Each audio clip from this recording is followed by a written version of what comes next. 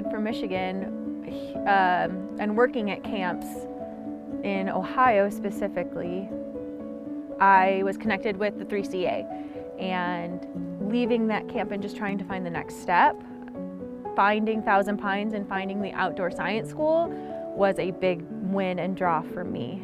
It was a step of faith for sure, moving across the country, but finding a place that I could use my undergrad and do the thing that I loved the most about camp and only do that and focus on that was something that was a really, really big draw.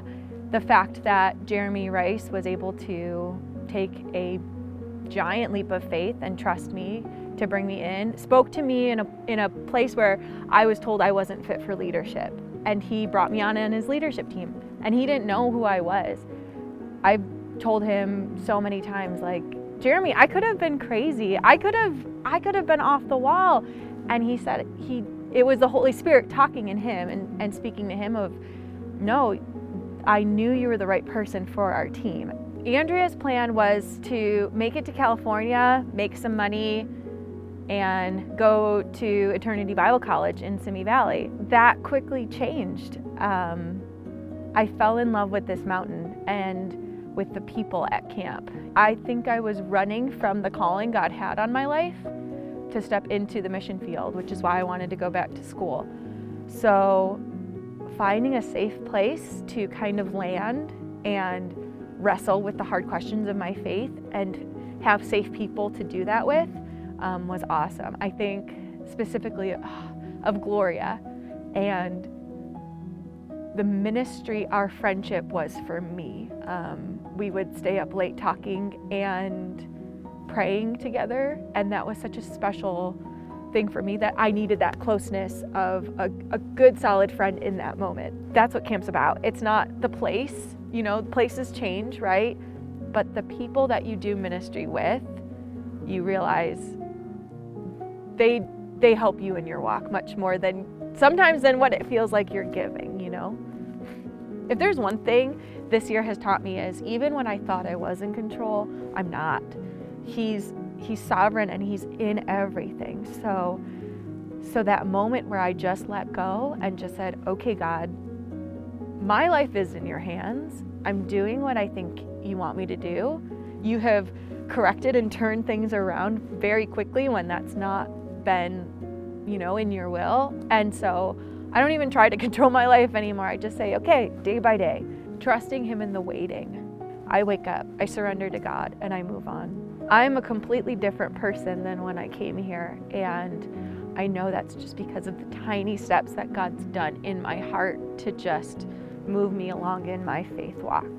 There was a camper at the outdoor science school with, just his 5th and 6th grade class.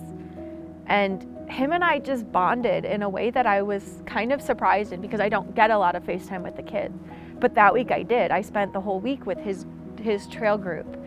And then that summer, I wasn't even working here. I showed up to check the mail one day, and I was walking back through camp, and it's in the middle of summer. It's crazy. There's kids running around.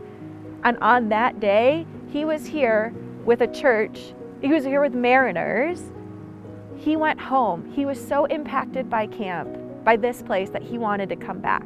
So he went home, he did his research, he found Mariners Church, which was right down the street from him. He started going to youth group, and he came to camp. And so I got to see him that day, and we talked, and we met, and it was almost just in passing. If I had came, an hour or two earlier, I would have missed him and I wouldn't have seen it. So that was cool. And then the next summer came around, and I was working here. It was my first summer as part of the program team, and I was leading chapel in Jensen, and I saw him again. And I was like, hey, what's going on? He was like, well, last year I had so much fun, and I accepted Christ. I wanted to bring my friend back. So he brought his friend from school that was here at science camp, brought her to Mariners. And that moment, God, I didn't need to see that. You're gonna do work in these people's lives. Lives will change at camp. But the fact that I got to be part of that joy and part of that moment was it was just a blessing for me. This place has been here for years, and there's been ministry that's happened before I've come, you know, and my face and name will be forgotten eventually, but God won't. And if there's one thing, again, that I've learned this year is He's so good and He's in control, and He's going to keep doing the work that He's doing in hearts.